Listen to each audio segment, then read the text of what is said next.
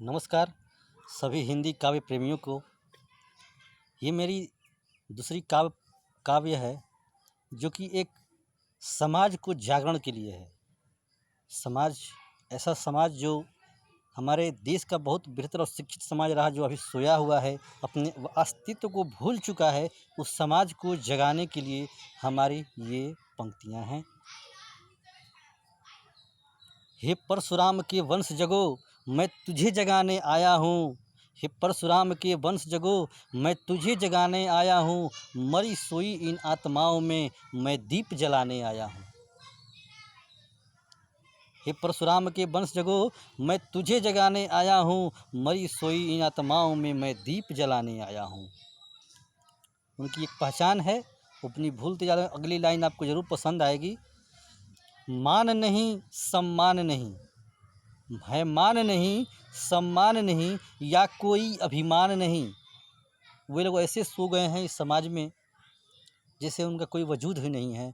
उन्हें जगना होगा। उन्हीं के लिए ये लाइन है मान नहीं सम्मान नहीं या कोई अभिमान नहीं। परशुराम के वंशज हो ये भी तुमको पहचान नहीं। अगली लाइन उनकी जो पहचान होती थी समाज में, उसके लिए है ज्ञानशील तप त्याग ही।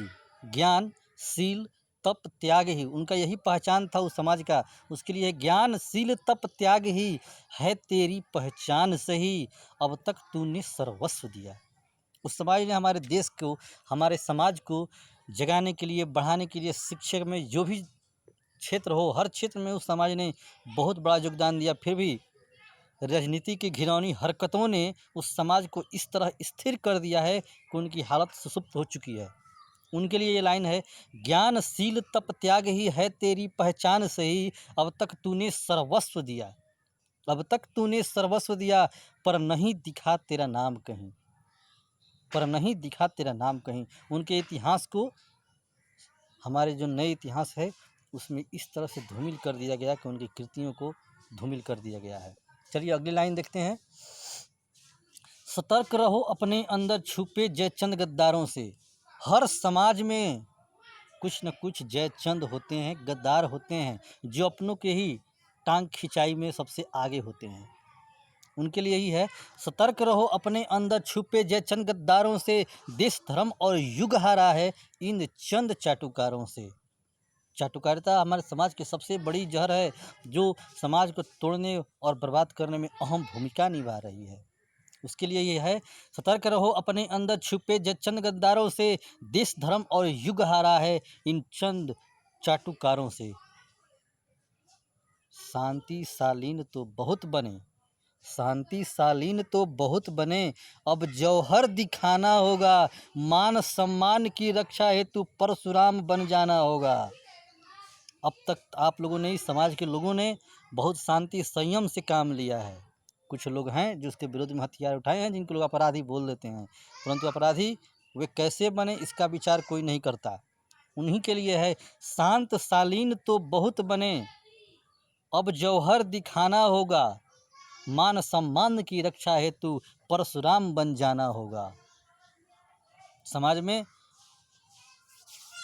ऐसे लोग हैं जो उस कम्युनिटी को बदनाम करने के लिए नाना प्रकार की रणनीतियाँ, हर रोज़ नए नए षड्यंत्र रचते रहते हैं। उनके लिए है न धनानंद कोई पैदा हो, न धनानंद कोई पैदा हो, जो चोटी पकड़े चाणक्य का।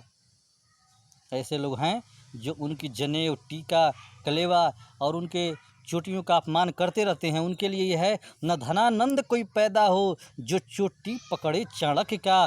चंद्रगुप्त बन सर काट गिराओ। उस चाणक्य की रक्षा के लिए मतलब अपने मान सम्मान के लिए सबको चंद्रगुप्त तो बनना ही होगा। उसके लिए है न धनानंद कोई पैदा हो, जो चोटी पकड़े चाणक्य का।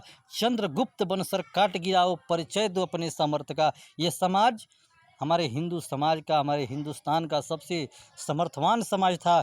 उस समाज को किस तरह से राजनीति के घोर चक्र में फंसाकर दूर रखा गया है, उस समाज को जगना होगा। इस देश के लिए, इस समाज के लिए। धन्यवाद। आपको हमारी कविताएं कैसी लगी, अपनी राय और सलाह ज़रूर दें।